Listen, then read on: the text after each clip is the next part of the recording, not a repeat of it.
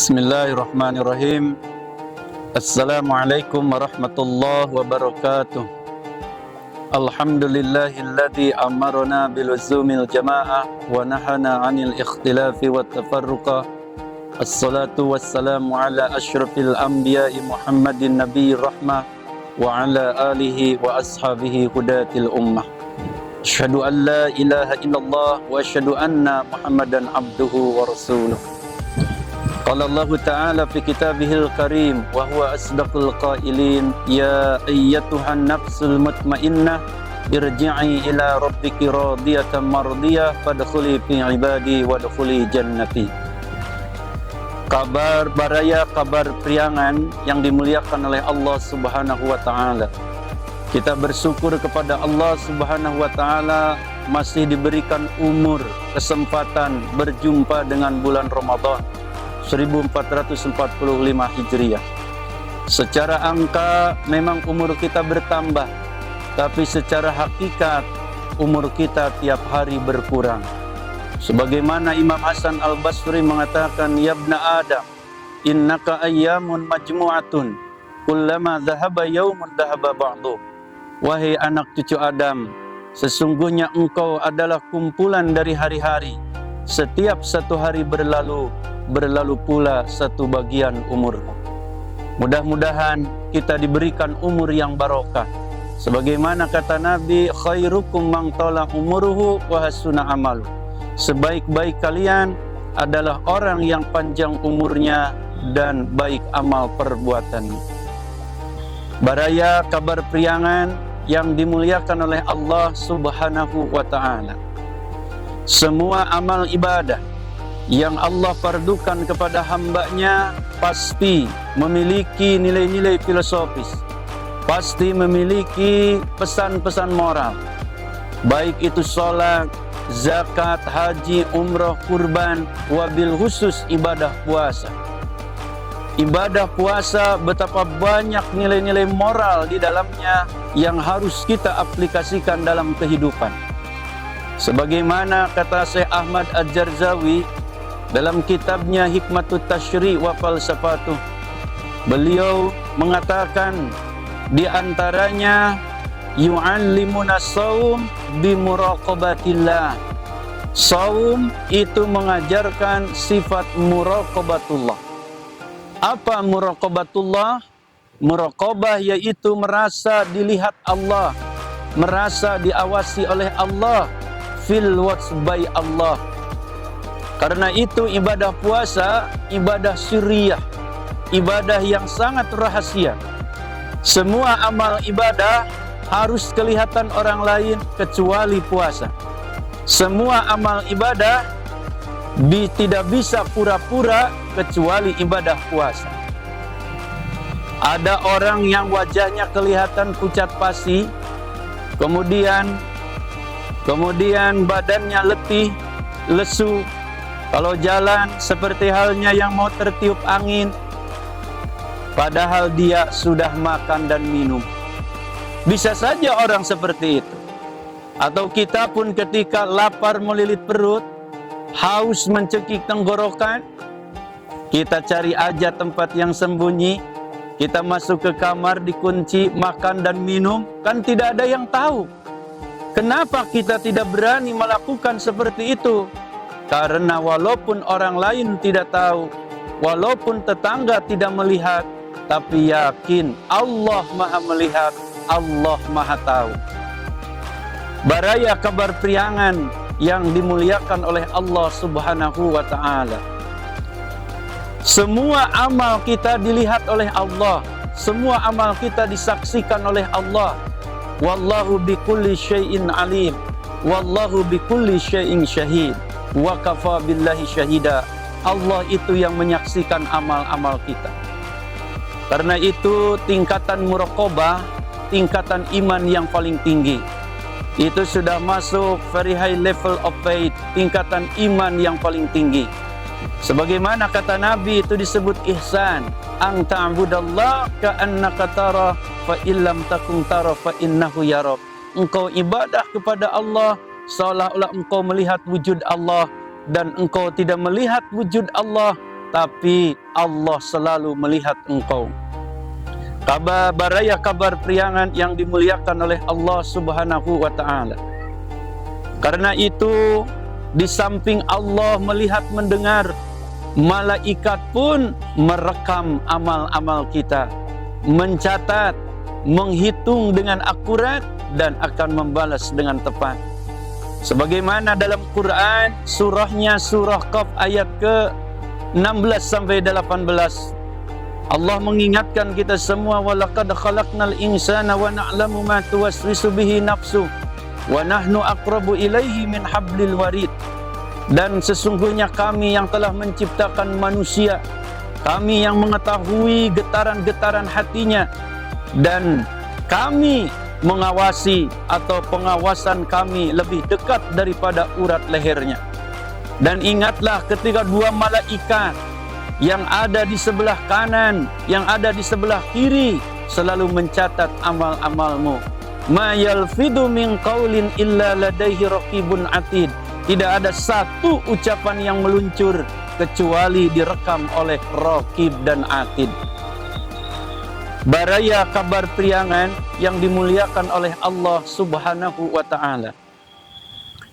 Kita jangan membayangkan malaikat itu duduk di pundak, bawa kertas, bawa pulpen. Memang kata qaid secara bahasa duduk, tapi jangan membayangkan malaikat duduk-duduk di pundak, bawa kertas, bawa pulpen.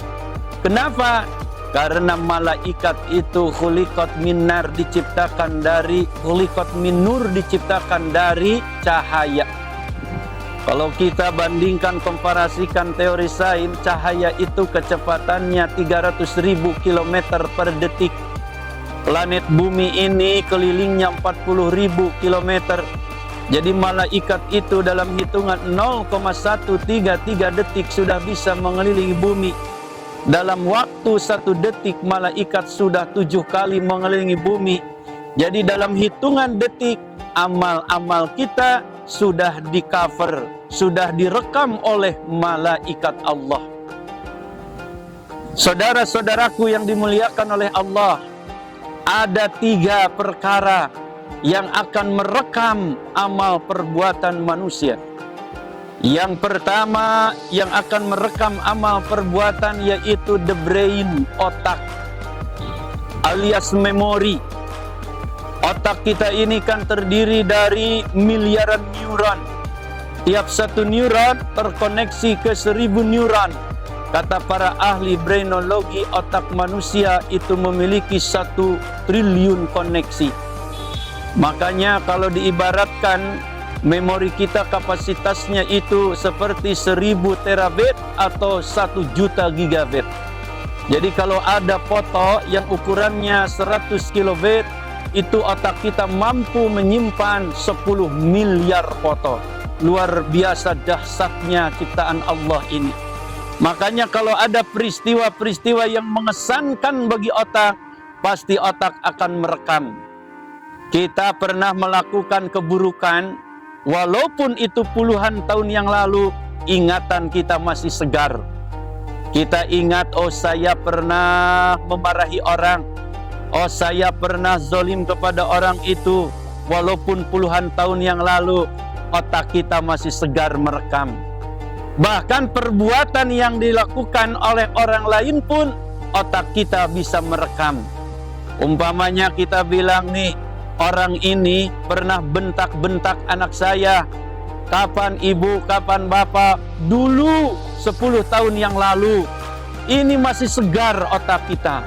Inilah otak kita merekam perbuatan-perbuatan. Dan kelak nanti rekaman perbuatan kita dibuka oleh Allah. Yang kedua yang akan merekam perbuatan kita yaitu sistem genetika. Genetika itu adalah cabang ilmu biologi yang mengkaji tentang penurunan sifat-sifat makhluk hidup ke generasi-generasi berikutnya.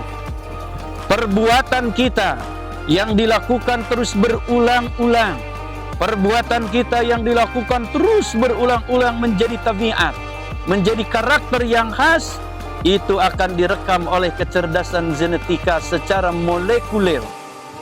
Dan kelak ini rekaman genetika bisa menurun ke anak-anak kita. Makanya kita hati-hati berbuat, hati-hati bersikap, karena perbuatan kita bisa menurun ke anak-anak kita. Saudara-saudaraku yang dimuliakan oleh Allah Subhanahu wa ta'ala, ada peribahasa buah jatuh tidak jauh dari pohonnya.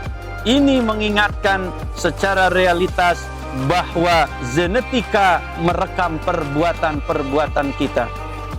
Yang ketiga yang akan merekam perbuatan manusia yaitu the universe, yaitu alam semesta. Kita mungkin dulu waktu sekolah pernah belajar ilmu pengetahuan alam. Kita pernah belajar ilmu fisika. Dalam teori fisika kuantum, badan kita ini, tubuh kita ini diibaratkan samudra energi, lautan frekuensi yang memancarkan medan elektromagnetik. Makanya tubuh kita mulai dari penglihatan, pendengaran, penciuman, perasaan, bahkan denyut jantung sekalipun bekerja secara kelistrikan. Jadi hakikatnya tubuh kita kesana kemari memancarkan medan elektromagnetik. Setiap kita melakukan sebuah perbuatan, perbuatan itu positif atau negatif, maka medan elektromagnetik itulah yang akan berubah. Kalau perbuatannya positif menjadi positif, perbuatannya negatif menjadi negatif. Inilah yang digambarkan akan menimbulkan bekas-bekas, meninggalkan bekas-bekas di alam semesta. Sebagaimana Allah firmankan dalam Quran surah Yasin, "Inna nahnu nuhyil mauta wa naktubu ma qaddamu wa atharuhum wa kulla syai'in ahsaynahu fi imamin mubin." Sesungguhnya kami akan menghidupkan orang yang telah mati, dan kami mencatat semua perbuatan-perbuatan mereka, wa atharuhum, bahkan jejak-jejaknya di alam semesta.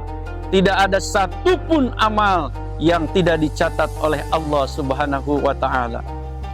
Saudara-saudaraku, baraya kabar priangan yang dimuliakan oleh Allah Subhanahu wa ta'ala. Jadi maha benar Allah dengan segala firman-Nya bahwa tidak ada amal yang tidak dicatat, tidak ada amal yang tidak dihitung akurat, dan tidak ada amal yang dibalas dengan tepat. Semuanya akan dicatat, semuanya akan dihitung akurat, semuanya akan dibalas dengan tepat. Maha benar Allah bahwa malaikat itu mencatat amal-amal kita. Jangankan yang zohir, sampai amal yang batin, lintasan pikiran, getaran hati, itu Allah sudah tahu, Allah sudah mengetahuinya. Baraya kabar priangan yang dimuliakan oleh Allah Subhanahu wa ta'ala. Di samping itu, langit akan menjadi saksi, bumi akan menjadi saksi, bahkan tubuh kita pun akan menjadi saksi. Al-yawma nakhtimu ala afwahihim wa tukallimuna aydihim wa tashhadu arjuluhum bima kanu yaksibun. Ingatlah, pada hari ini kami kunci rapat mulut-mulut manusia, berkata tangan-tangan mereka, dan kaki-kaki mereka menjadi saksi atas apa yang mereka lakukan. Allahu Akbar. Baraya kabar priangan yang dimuliakan oleh Allah Subhanahu wa ta'ala. Terbayang ketika kita dikumpulkan di depan semua manusia dari Nabi Adam sampai akhir zaman, borok-borok amal kita dibuka oleh Allah. Mata yang suka melihat yang haram nanti akan menjadi saksi. Telinga yang sering mendengarkan yang haram nanti akan menjadi saksi. Mulut yang sering berbicara yang haram nanti akan menjadi saksi. Kemudian kaki yang sering melangkah ke tempat yang haram nanti akan menjadi saksi. Dan bahkan anggota tubuh kita yang paling kecil, yang namanya sel-sel tubuh, itu kelak akan bergemuruh. Itu miliaran akan bergemuruh akan berteriak menjadi saksi amal-amal kita, sedangkan mulut kita dikunci. Astaghfirullahaladzim, astaghfirullahaladzim, astaghfirullahaladzim. Saudara-saudaraku yang dimuliakan oleh Allah, bulan Ramadan, bulan dibukakannya ampunan, bulan diturunkannya maghfirah. Karena itu mari kita memohon ampun kepada Allah. Mari kita bertobat kepada Allah, membersihkan tubuh ini dari dosa-dosa, dari maksiat-maksiat. Kenapa? Karena kemaksiatan, karena dosa ini yang akan membawa hidup kita susah, membawa hidup kita menderita, membawa hidup kita sengsara. Dulu Nabi Adam asalnya di surga. Kemudian Allah keluarkan dari kenikmatan surga. Kenapa? Karena Nabi Adam melanggar perintah Allah. Karena Nabi Adam berbuat dosa. Akhirnya Nabi Adam tobat. Jadi dosa ini kalau diibaratkan dalam mobil, dosa ini seperti rem tangan yang ditarik. Ada orang bilang, Pak Ustaz, saya sudah kerja siang malam, malam siang, saya sudah kerja peras keringat banting tulang, tapi kenapa hidup saya susah melulu, derita melulu, sengsara melulu? Mungkin ada rem tangan yang ditarik. Kalau rem tangan ditarik, gas kita injak sekeras-kerasnya, tidak mungkin akan maju. Ketika kita istighfar, ketika kita tobat, maka rem tangan itu lepas perlahan-lahan. Banyak istighfar, banyak tobat, lepas. Menginjak rem tangan, tak perlu menginjak gas, tak perlu keras-keras. Baraya kabar priangan yang dimuliakan oleh Allah Subhanahu wa ta'ala. Ibadah saum mengajarkan kepada kita sifat muraqabah. Inilah esensi ibadah saum, mengajarkan sifat muraqabah. Hidup merasa dilihat oleh Allah, merasa diawasi oleh Allah, fil wasbai Allah. Kalau hidup kita sudah merasa diawasi oleh Allah, pasti akan timbul sifat malu. Kalau timbul sifat malu, pasti kita tidak mau berbuat dosa, tidak mau berbuat maksiat. Hidup ini selalu on the right track, selalu ada dalam jalur kebenaran, ada dalam jalur kebaikan. Namun sayang, kebanyakan manusia itu malunya bukan kepada Allah, tapi malunya kepada atasan. Takutnya bukan kepada Allah, tapi takutnya kepada atasan. Maka kalau manusia takutnya kepada atasan, pasti akan kucing-kucingan. Ketika ada yang melihat, dia berbuat baik. Ketika tidak ada yang melihat, dia berbuat buruk. Saudara-saudaraku yang dimuliakan oleh Allah Subhanahu wa ta'ala, ibadah puasa mengajarkan kepada kita sifat muraqabah, merasa diawasi oleh Allah, merasa dilihat oleh Allah. Ini yang harus diaplikasikan dalam kehidupan nyata. Ketika seorang pejabat merasa dilihat oleh Allah, pasti akan menjadi jujur, amanah, tanggung jawab. Seorang konglomerat hidupnya merasa diawasi oleh Allah, pasti akan jujur, amanah, tanggung jawab. Ketika seorang teknokrat hidupnya merasa diawasi oleh Allah, pasti akan menjadi orang jujur, amanah, dan tanggung jawab. Semua manusia kalau sudah tertanam perasaan fil wasbai Allah, pasti hidupnya on the right track. Hidupnya ada dalam jalur kebenaran, dan hidupnya pasti akan bahagia. Bahagia zahir, bahagia batin, bahagia dunia, bahagia akhirat. Saudara-saudaraku, inilah esensi ibadah saum, yaitu mengajarkan sifat muraqabah. Dengan muraqabah, kita akan menjadi pribadi yang jujur, pribadi yang amanah, pribadi yang disiplin, pribadi yang bertanggung jawab, dan merasa hidup ini akan dipertanggungjawabkan dunia sampai akhirat. Mudah-mudahan ibadah puasa kita bukan sekedar menahan lapar dan dahaga semata, tapi ibadah puasa yang bisa membentuk karakter-karakter bertakwa, yaitu muraqabatullah, hidup merasa diawasi Allah, pribadi yang jujur, amanah, disiplin, bertanggung jawab, dan hidup merasa dipertanggungjawabkan. Mudah-mudahan bermanfaat, khususnya bagi yang menyampaikannya, umumnya bagi saudara-saudaraku Baraya Kabar Priangan dimanapun berada. Mudah-mudahan kita ada dalam ridho, rahmat dan ampunan Allah Subhanahu wa Ta'ala, ada dalam keberkahan dunia sampai akhirat. Barakallahu li wa lakum. Tsumma assalamu alaikum warahmatullahi wabarakatuh.